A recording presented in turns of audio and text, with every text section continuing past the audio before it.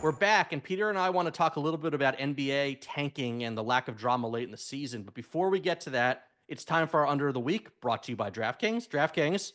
The crown is yours.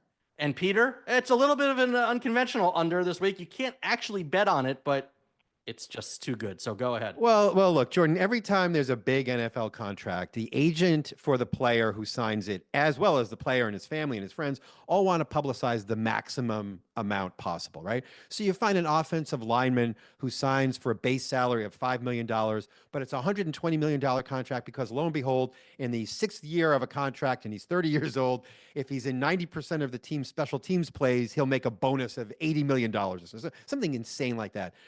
I'm not really exaggerating when I say the latest example is this contract just signed by quarterback Russell Wilson, husband of Ciara, with the New York Football Giants. Yes, this contract is reported as a $10.5 million contract where he could double that salary if he hits his bonuses. Except, let's take a close look at this, Jordan. First of all, his base salary is $2 million with a signing bonus, a workout bonus, and then more than $10 million in incentives, including winning playoff games, Jordan. The Giants over-under in wins this season is 5.5 wins. Now, there's some bonuses maybe he can earn if he plays 55% of the snaps, if he throws 20 touchdowns. But, Jordan, this guy's going to make $750 if he plays 75% of the snaps, has a quarterback rating above 96. Jordan, it's kind of ridiculous. If the Giants go undefeated and make the playoffs, which I'm wondering now, the Giants might be one of the few teams who could go undefeated and not make the playoffs the way things have been going recently. If he leads a team to going undefeated and make the playoffs, he'll make the full $10.5 million. Jordan, I'm going under $2 million in the total of bonuses that Russell Wilson is actually going to earn. I do think he'll throw 20 touchdowns. I do think he'll be in for a majority of the snaps. I do think he'll probably throw for 2,500 yards. Each of those things is worth $250,000 or $500,000 to him. Russell Wilson, under $2 million as a bonus, added on to his base salary and signing bonus. Well, you heard it here first. Best under we've ever done. Peter, before we go, let's talk a little NBA.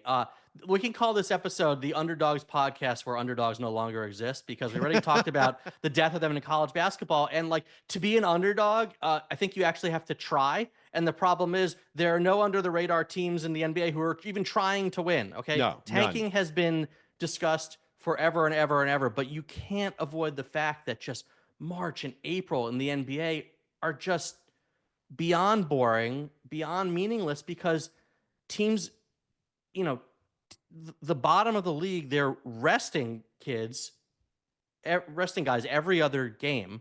They're not even putting out representative lineups. Last year you had a team, the Mavericks, 2 years ago. Remember, the Mavericks had a chance to clinch a berth in the play-in game and decided they'd rather rest starters and get in the lottery. And this year you've got it again. You've got teams that are going to be in the play-in tournament. The Bulls are 33-42. Right. The Kings are 36-39. The Mavericks are all injured, and everybody's thinking about if they can't win a championship, what's the point? I'd rather get draft position. How is this sustainable? It's not. And here's a few things that are infuriating about this. One, 2 years ago when the Mavericks did tank, they got fined $750,000. Got fined that amount by a league whose commissioner says it's rational to play for the long-term future. The league doesn't really want to step in and do anything about this. Why, Jordan? Because the process says you're supposed to play to optimize your chances long-term of winning a championship. But let me give you a little tiny bit of research here. A guy named David Berry, a statistician who I admire, this is a few years ago, but he studied teams that won 25 or fewer games in a season, okay?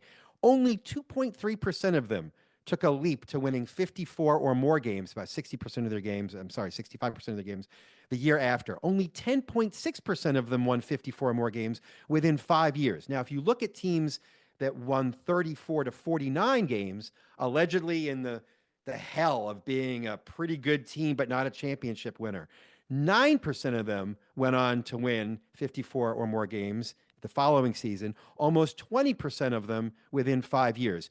You actually have to be good before you're great in almost all cases. Jordan, if I give you a lump of ice and tell you to turn it into steam, is there any way to do that without the ice first becoming water? No, there is not. So this is terrible for player development.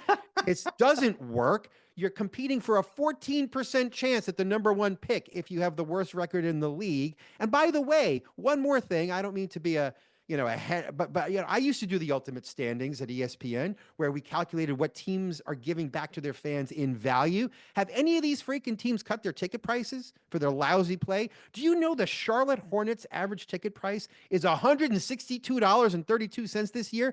What? To watch them tank, to watch them crap out on their good young players if they have any? I mean, Keontae George, Jordan, right? Traded for in the boatload of picks for Rudy Gobert, right? What progress has he made as a player for the Jazz, who are now bottoming out because a GM who's pretty good at drafting mid-round, first-round draft picks, Danny Ainge, traded for him? Why? Why? What is the point of all of this? So it's time for somebody to step in. That's what I'm saying.